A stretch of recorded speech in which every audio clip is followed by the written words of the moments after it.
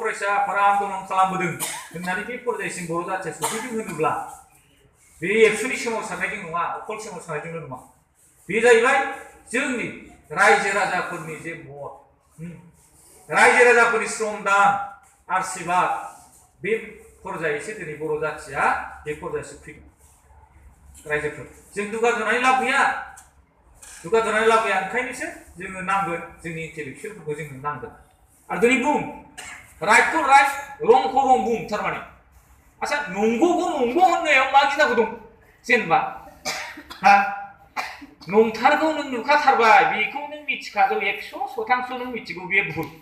बे भुलखौ जुदि भुल होननानै बुंनो हायाबा नों मानसि हिसाबै थांना थानायनि मा लाब दं? हा नङाखौ नङा होननो हानांगौ, नंगौखौ नंगौ होननो हानायाथ' जोंनिनो मोन्थाय, नङा होमबा? नों सोरखौबा गिनानै सोरखौबा नांगानानै बोरैबा उसुबिदा मोनना थानानै मा जागोन रायजोफोर? नंगौखौ नंगौ बुंनांगौ। ओरैबायदि बिपदनिफ्राय जों दा रक्षा मोनना दं, हां लानो मिथिबाय। आं दाख्लै बुंबाय थादों, जों बुंबाय थादों, बर' जाथिया ICUआव दं। थारमाने ICUआव, बै हस्पिटालाव ICU मोनसे रुम थायोना, हमना लाखादो जाय ICUआव लांबाय बे मानसिया थैनो हासिगौ, नङाबा थांनो हागौ माबा मोनसे खारन। जों बिदि अबस्थायाव दंमोन। ना जानो हायो ना लोंनो हायो, उखैनायबो गैया, बेबायदि मोनसे परिबेस जादों दाख्लै बे आगा मासो समाव। मा जाखाबायदों जेन'बा जों सासे सानैया बोरैबा सानबा बिदि सानफ्लांलायलाङो। आजां गाजां समयसानि खोथा बुंदों, एबसुआ जोगो जोगो सोरजोंबा रायजादों, सालाफाजि होनजादों, मा जाखाबायदोंमोन जेनेबा? बे समयसाया एबसुनिल' नङा दे रायजोफोर, बे समयसाया NDP प्रग्रेसिभनिल' नङा, बर' थुनलाइ आफादनिल' नङा, ट्राइबेल संघनिल' नङा, बियो सोरनि समयसा बेलाय? बे समयसाया बर' जाथिनि, मिथिगौ। दा ओरैबायदि मोनसे परिस्थितियाव दङ, हिलिनानै ओरैबायदि हें अबस्थायाव दङ, अख्राङाव दिन्दांना थानाय माबा मोनसे बुस्थु बायदि बियो, दुरुं गोफोनजों दिन्दांना थानाय बायदि जोंनि दा बे बर' जाथिया दङ। खुसि जादों नुदों नामा रायजोफोर? खुसि नङा दा? जाय मानसिफ्रा साननो हनो गोरों, गियानि बुद्धिजिबि, बै मानसिफ्रा हाजार मोखाङाव देखायथों बिराद खुसि रंजा बाजा, बेबो गोसो सिङाव गिनाय दं, बिनि सिङाव गोसो सिङाव बेयावबो दं, मिथिगौ। डेन्जार। थारमाने 6 जनगोष्ठीया जुदि जनजाथि जायोब्ला जों मा जागोन? बिराद सर्टकाट कुइसना, मिथिगौ। ट्राइबेलफोरनि हिसाबखौ जों रायज्लाय सारा होगोन, महेश सारा एकदमबारे रयनाजों हनानै ज' दिहुननानै थख' थख' थख' सानबाबो 45 लाखनि बारा जाया, मिथिबाय? ट्राइबेलफोरा मा होननाय जाखो? मा होननाय जादों? जों ट्राइबेल, जों जनजाथिफ्रा ज' जाजोबबाबो, बर', गार', राभा, माबा माबि बे STफ्रा ज' जाजोबबाबो 40-45 लाखल', बुजिबाय? आरो बेखौ मानो मर्यादा होदों भारत सरकारा?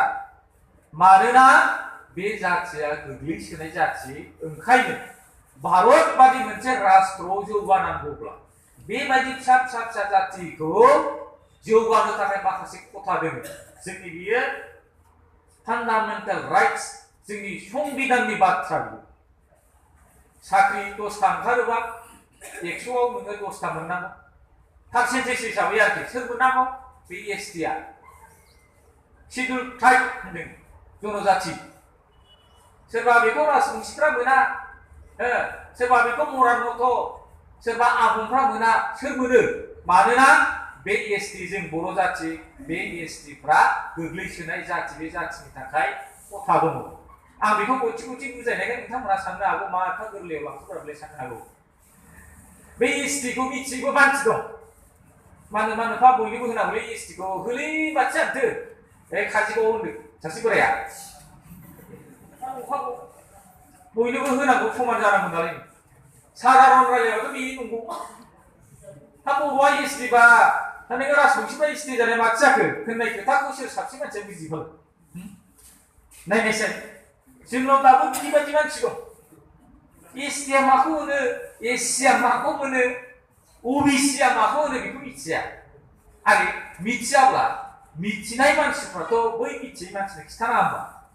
खोन्थानांगोन दा बे दाचा दाना फैफिनदो जों जुदि 40-45 जुदि लाखल'ब्ला 1 कौटि 1.5 कौटि मानसिफ्रा एसटि जानोसै नों मा बुंनांगौ दाना थांसा सोर बेलाय 1 कौटि 100 कौटि 150 कौटि मानसिया सोर बे जाहैबाय मरान मथ' आहम राजबंशी नै दा 6 जनगोष्ठी जायफोरखौ नाखि बेबायदि कौटि कौटि मानसिफोरखौ जोंनि अखल 40-42 लाखल' मानसिजों दाजाबदेरनानै जोंनि मान मर्यादाखौ बिसोरजों समान बुजाबनानै होनोसै मा खालामनांगौ दाना मा जानांगौ दिल्लीयाव थांबाय दाख्लै जोंना आदित्य खाख्लारिमोन एबसुनि प्रमद बर' सारमोन रायजो सभानि बागै एमपि माबामोन उरखाव गोरा ब्रह्म सोंहैबाय ल' एक्सपार्टफोरनाव सोंबाय आयेन कानुन गोरोंफोरनाव सोंबाय आच्छा बोरै बोरै जामारगोन बिला खिथाबाय माइरंसिम केरासिनजों फैगोन एपिकआ हाहुनि राजखान्थियाथ' बाद दोनबावदो केरासिनसिम फैगोन नो माबायदि केरासिन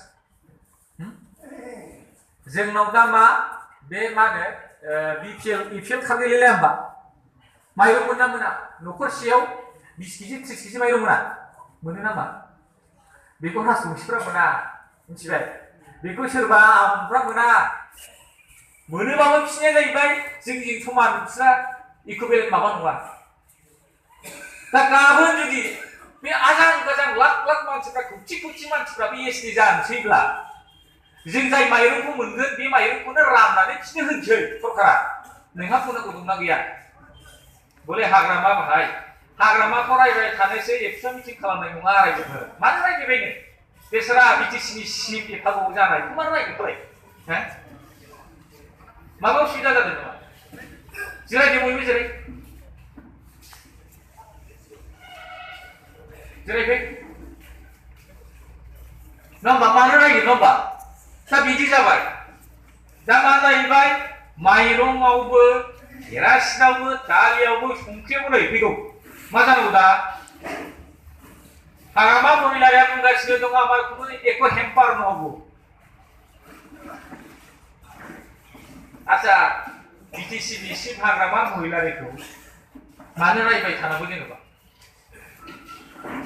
बेखौ बुंनायनि खारना एकमात्र मोनसेल' खारन दै मिथिबाय रायजोफोर बाहाय आदारवाइस लानांगौनि खोथा गैया गोबां दल संगठननि मानसिबो थानो हागौ बाहाय एबसुखौ मोजां मोनग्राबो थानो हागौ गाज्रि मोनबाबो थानो हागौ हाग्रामाखौ मोजां मोनग्राबो गोबां मानसिबो दं केवल मा दिनै बिजेपिनि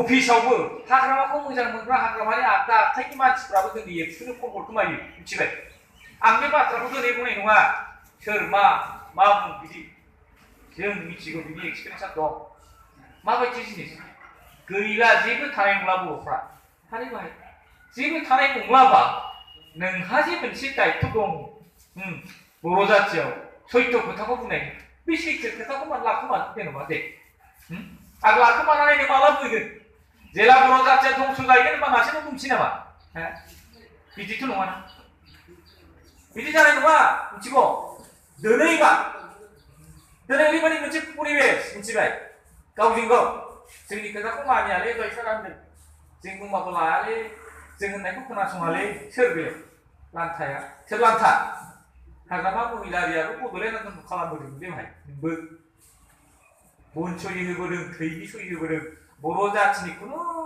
दिन आसुगुर पेलेटसेबो आं नस्थ' खालामा होननानै अर दांनानै गुलि दांनानै समाय लाग्रा मानसि बे हाग्रामा महिलारिया दिनै बर' जाथिखौ धंस खालामनायनि बाथ्रा खालामगासिनो दंब्ला बेखौ जुदि नोंहा एसेबो बुंनांगौ गैया नोंथ' होनबा हाग्रामानिफ्राय फैयासै माथो हाग्रामानिफ्राय जौगायबोसिन मानसि दं होनबा हाग्रामानि थाफाग्राफ्रा नंगौना नङा बुंनांगोन जों सैथो खोथाखौ दिनै मानो हाग्रामानि खोथाखौ खोनासङो होनबा एकमात्र खारनाव गभर्नमेन्ट अफ इन्डियाया मानोना नोंहा एमएलए दं एमपि दं आरो नोङो भारतनि संबिधानजों रनसायजानाय 6 शिड्यूल एमेन्डमेन्टनि काउन्सिलनि सासे हेड मा हेड बिटिसिनि चिफ ओंखायनोसो गभर्नमेन्ट अफ इन्डियाया नोंनि खोथाखौ खोनासङो नङाबा नोंलाय मा आरो ओंखायनो जोंबो बुंनांगौ दायित्वआ हाग्रामा महिलारिखौ बुंनो बाध्य जादों मानोना नोंनि बिटिसिनि चिफ नों बायदि बिटिसिनि चिफआ जानला मोनला भाषण होजाया बे खारनावसो बुंनाय जादों